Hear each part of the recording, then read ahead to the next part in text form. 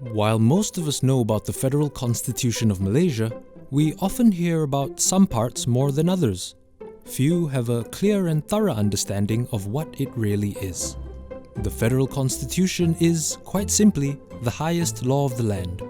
It lays down who gets to make the laws, how the laws are made, and what kind of laws can be made. The Federal Constitution basically determines how Malaysia is run. In its current form, the Constitution is made up of 15 parts. But what do these parts entail? Part 1 lays out the basics. Malaysia as a federation of 13 states and 3 federal territories. The Constitution is the supreme law of the land. And Islam is the religion of the federation, with the provision to practice other religions peacefully. Part 2 sets out our fundamental liberties and rights. For example, the right to life and liberty, and the right to equality, which prevents the discrimination of a person or group of people. Part 3 details who can become a Malaysian citizen and how one can lose their Malaysian citizenship. Part 4 sets out the structure of Malaysia's government. The Supreme Ruler and Head of State, the Conference of Rulers, the Office of the Prime Minister, the Malaysian Cabinet, and Parliament. Part 5 concerns the states of Malaysia. Each state has its own constitution and legislative assembly, with the rulers of the states possessing their own rights and privileges. Part 6 sets out the distribution of powers between the federal and state governments. The 3 articles that detail who is in charge of what are the federal list, the state list, and the concurrent list. Part 7 prevents the government from imposing taxes or spending money unless the law authorizes them to do so.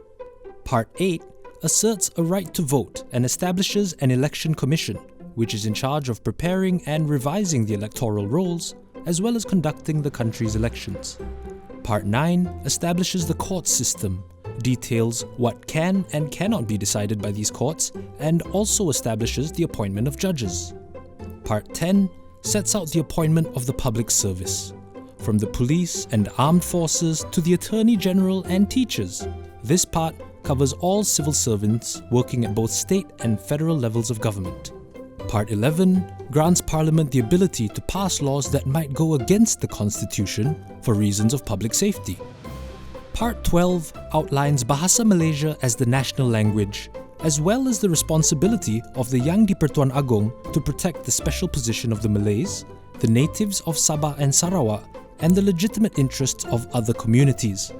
It also details how amendments may be made to the Constitution. Part 12A then touches on specific provisions for Sabah and Sarawak, such as native land reservations for indigenous peoples. Part 13 explains how laws made before Merdeka can still be enforced until Parliament passes a new law to replace it. Part 14 establishes safeguards for the sovereignty, powers, prerogatives, and jurisdictions of the rulers. Part 15, the final part, allows for legal proceedings to be brought against the Yang di-Pertuan Agong or a ruler of state in their personal capacity. Said proceedings must be brought before a special court, further detailed by Part 15. At this point, you're probably wondering, can anyone actually be above the Constitution? The answer is no. The Prime Minister, Cabinet members, Members of Parliament, judges, and even the Yang di-Pertuan Agong himself swear oaths to obey the Constitution.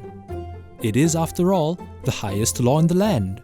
So a person or an institution's failures to abide by the roles and powers granted to them by the Constitution will render their acts null and void.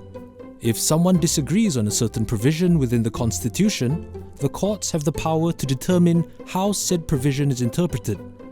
The federal court's decision on a particular interpretation will be binding for everyone, unless this is overtaken by a subsequent federal court decision. This means that an interpretation of the Constitution may still change over time. Okay, so now, is it possible to actually amend parts of the Constitution? The simple answer is yes. Article 159 details how constitutional amendments can be made. A constitutional amendment bill must be passed by not less than 2/3 of the members of both the Dewan Rakyat and the Dewan Negara. A recent example of this is the amendment of the minimum voting age from 21 to 18. Occasionally though, certain provisions may require additional consent from either the Conference of Rulers or the Governors of Sabah and Sarawak, with some amendments only requiring a simple majority. And a bonus fun fact for you, the Constitution of the United States of America has been amended 27 times since its ratification in 1789. This is in comparison to the relatively young Malaysian Constitution, which has been amended 57 times as of 2017.